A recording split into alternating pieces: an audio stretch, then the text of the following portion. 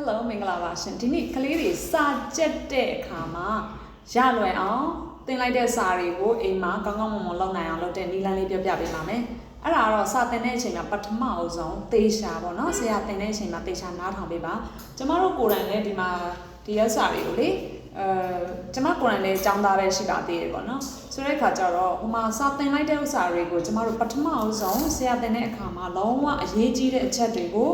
မိနီတာတင်နာတာလိုတဲ့နေရာတွေကိုလေမိနီတွေတာရင်တာပြီးတော့လို့ရှိရင်ခြေတို့ star လေးတွေပြတာပေါ့နော်ပြီးရင်ဒါဆိုလို့ရှိရင်ဘာလို့ဆိုလိုတဲ့စာပိုင်းအဲ့လိုမျိုးဆိုပြီးတော့တေချာလေးရေးမယ်ရေးပြီးပြီဆိုလို့ရှိရင်အိမ်ရောက်ပြီးစာလုပ်တော့မယ်ဆိုတာနဲ့ခြေတို့ဒီမှာ notes တွေချပြီးတော့ပြန်ရေးပါအဲ့ဒါဒီလုံးဝ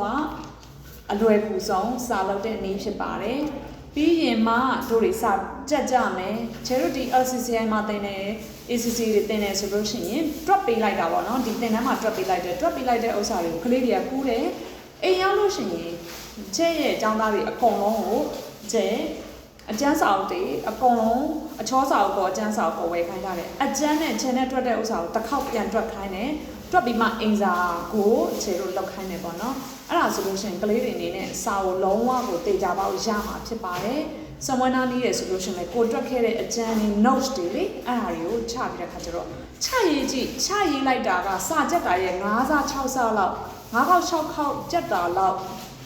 နဲ့ညင်ရတယ်ပေါ့နော်အဲ့လိုဆိုတဲ့ခါကျတော့စာတွေရကြပါစေရှင်ကျမ်းပါပါစေရှင်းပါပါစေလို့ရစနာမပြေပါစေ